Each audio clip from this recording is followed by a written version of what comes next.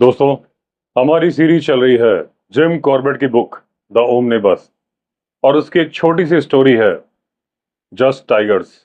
Jim Corbett बोलते हैं कि वो सभी स्पोर्ट्समैन यानी कि शिकारी जिन्हें शिकार खेलने का मौका मिला, वो सभी शिकारी जिन्होंने शूटिंग करी, राइफल से भी कैमरे से भी, वो मेरी इस बात को समझेंगे।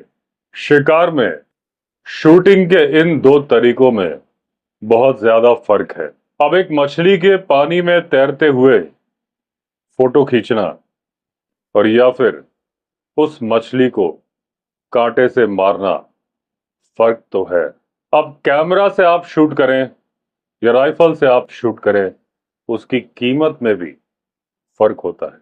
हमारे यहाँ टाइगर्स की जो संख्या गिरती जा रही है, उसमें भी इन दोनों तरीके से शूट करने से बहुत फर्क पड़ता है। एक अच्छा फोटोग्राफ शूट करने से जो फोटोग्राफर को सेटिस्फैक्शन मिलता है, उतना सेटिस्फैक्शन एक ट्रॉफी हंटर को नहीं मिलता जब उसे मिल जाती है मनपसंद ट्रॉफी।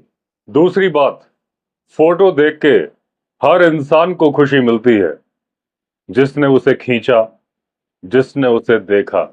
लेकिन ट्रॉफी हंटिंग के केस में खुशी सिर्फ उस इंसान को मिलती है जिसने उस जानवर को मारा और जिसे मिली वो ट्रॉफी। अब इस बात का चित्रण करने के लिए मैं आपको बताता हूं फ्रेड चैंपियन के बारे में।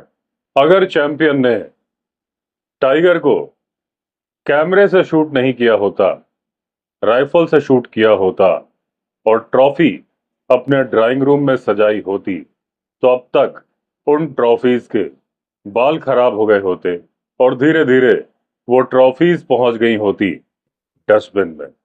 लेकिन जो उसने रिकॉर्ड बनाए कैमरे से शूट करके, वो रिकॉर्ड कभी भी डस्टबिन में नहीं पहुंचेगी। और पूरे विश्व में जो भी शूट करना चाहते हैं कैमरे से या राइफल से, फ्रेड चैंपियन में सबका इंटरेस्ट है। अब मुझे सबसे पहले जो आइडिया आया कि टाइगर को राइफल से नहीं कैमरे से शूट करना चाहिए, वो आइडिया आया था फ्रेड चैंपियन की बुक को देखते हुए। उस बुक का नाम था कैमरा इन टाइगरलैंड। अब फ्रेड चैंपियन ने जो फोटो खींचे थे वो स्टिल कैमरे से खींचे थे, फ्लैश लाइट के साथ खींचे थे। लेकिन जब मैंने प्लान किया तो मैंने प्लान किया थोड़ा और बेहतर करता। तो मैंने जो कैमरा यूज किया वो सिने कैमरा यूज किया, डे लाइट के साथ। ये कैमरा मुझे गिफ्ट में मिला था। ये कैमरा था 16 mm बेल एंड हॉवेल। अब ये हथियार था, ये बस मेरे हाथ में चाहिए था और मुझे मिल जाती थी आजादी जंगल के अंदर। और इसके साथ मैं खुले मैदान में, घने जंगल में, कहीं पर भी आजादी के साथ घूम सकता था। 10 सालों के अंदर उन इलाकों में जहां पर टाइगर बहुत पाए जाते हैं, मैं घूमता रहा, निशाना लगाता रहा, घात लगाता रहा टाइगरों पर। कई बार टाइगर ने मुझे देख लिया कि मैं उसके शिकार की तरफ आगे बढ़ रहा हूं। कई बार मुझे टाइगरस ने खदेड़ दिया जब मैं आगे बढ़ रहा था उसके बच्चों की तरफ। अब जब मैं कैमरा से शूट कर रहा था, इस दौरान मुझे टाइगर की बहुत सारी आदतों के बारे में मालूम चला और मैं बहुत बार टाइगर के नजदीक जाने की कोशिश करता रहा। अगर अंदाजा लगाया जाए तो करीब करीब 200 बार, 200 बार। लेकिन जो मनपसंद फोटो मैं चाहता था खींचना, वो मुझे मिल नहीं रही थी।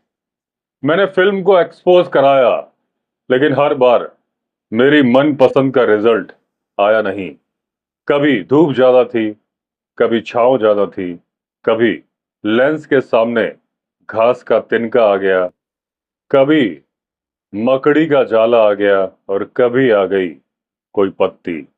एक दो बार तो ये हुआ कि गर्मी की वजह से जो फिल्म के ऊपर इमल्शन चढ़ा था वो ही पिघल गया था।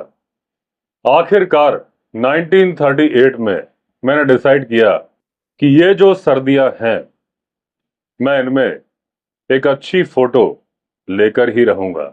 अब अपने अनुभव से मैंने सीखा था कि टाइगर की बेतरतीब फोटो खींचना आसान नहीं है। सबसे पहले मैंने सोचा कि पहले वो जगह तो ढूंढी जाए जहां पर खींचनी है बेतरतीब फोटो। और फिर मुझे मिला एक रवीन जो कि 50 गज चौड़ा था। एक बहुत ही पतली सी स्ट्रीम इसमें अभी भी बह रही थी। दोनों किनारों पर घनी झाड़ियां थी, बहुत सारे पेड़ थे, आसपास था घना जंगल। अब कैमरे की आवाज को छिपाने के लिए मैंने उस स्ट्रीम में जगह जगह ब्लॉकेज बना दी, यानी कि उन ब्लॉकेज से बनने लगे छोटे छोटे वाटरफॉल और पानी की आवाज बढ़ गई। अब उसके बाद मैंने अपने टाइगरों को ढूंढना शुरू किया और ढूंढते ढूंढते मुझे पता चल गया 7 टाइगर्स के बारे में। अब 3 अलग अलग सेपरेट एरियाज में ये 7 टाइगर्स थे। अब ये टाइम था मेरे जंगल स्टूडियो का, लेकिन ये जंगल स्टूडियो आसान नहीं था, बहुत ही मुश्किल काम था। मुझे बहुत सारे डिसअपॉइंटमेंट मिले जब मैं कोशिश कर रहा था फोटो खींचने की टाइगर्स की, और वो फोटो भी कैसी फोटो, बेतरतीब फोटो। और मैं जिस जगह पर टाइगर को लाना चाहता था, जहां पर मैं फोटो खींचना चाहता था, ये कोई आसान काम नहीं था। अब एक टाइगरेस थी जिसकी कि मैं फोटो खींचना चाहता था, और जिस जगह पर खींचना चाहता था वो वहां पर आई तो, लेकिन पूरे दिन के लिए गायब हो गई। ये तो अच्छा हुआ कि मैंने उसकी एक फोटो तो खींच ली थी। बाकी के 6 टाइगर्स को मैंने एक साथ रखा था और मैंने उनके ऊपर खर्च कर दी करीब करीब 1000 फीट की फिल्म। बदकिस्मती से ये वो सर्दियां थीं जो सबसे ज्यादा गीली सर्दियां थीं, यानी कि इन सर्दियों में सबसे ज्यादा बारिश हो रही थी। कई सैकड़ों फीट फिल्म मेरी खराब हो गई क्योंकि उसमें नमी आ गई थी, लेकिन उसके बावजूद मैंने शूट कर ली बहुत अच्छी फिल्म, करीब करीब 600 फीट लंबी फिल्म। और मुझे इस बात का गर्व है कि उन 6 टाइगर्स का पूरा रिकॉर्ड है, कैसे वो अपनी जिंदगी जीते थे, कैसे वो रहते थे, और क्या होता है टाइगर का जीवन। उन 6 में से 4 टाइगर मेल थे और 10 फीट से ज्यादा लंबे थे। उसमें से थी 2 फीमेल यानी कि टाइग्रेस, और एक थी व्हाइट टाइग्रेस। दिन की रोशनी में मैंने उन्हें फिल्माया था। दूरी थी मेरे और टाइगर के बीच में 10 से लेके 60 फीट तक, यानी 10 फीट से लेके 60 फीट तक। इस पूरी प्रक्रिया में 4.5 महीनों का टाइम लगा था, जब मैंने फिल्मिंग स्टार्ट की थी और जब मैंने फिल्मिंग बंद की थी। और इस पूरे समय के दौरान मैं उस रवीन में लेटा रहा, वो जो छोटे छोटे वाटरफॉल मैंने बनाए थे, और इस पूरी प्रक्रिया के दौरान एक भी टाइगर ने मुझे देखा तक नहीं। अब 10 फीट की दूरी से टाइगर को स्टॉक करना मजाक नहीं है। मैंने सुबह सुबह भोर के समय पर उन्हें स्टॉक किया, यानी कि रात जा रही थी और दिन आया नहीं था। जमीन पर ओस बहुत ज्यादा होती थी, उसकी वजह से आवाज नहीं होती थी, और उसके बाद आती थी डे लाइट, जिसमें मेरा काम हो जाता था। मुझे नहीं पता कि 16 की फिल्म कितनी साफ आएगी, वो तो जब फिल्म धुल कर आएगी तो मालूम चलेगा। मुझे मालूम है इन फिल्म्स को बहुत ज्यादा एनलार्ज नहीं किया जा सकता, लेकिन फिर भी इस फिल्म के साथ में जो मैंने फोटो खींची है, उससे मेरे जंगल स्टूडियो के बारे में आपको आइडिया लग जाएगा। और साइज और कंडीशन जो मेरे सब्जेक्ट की थी, और जो मेरा सब्जेक्ट था, वो तो आपको मालूम ही है, वो था जस्ट टाइगर्स।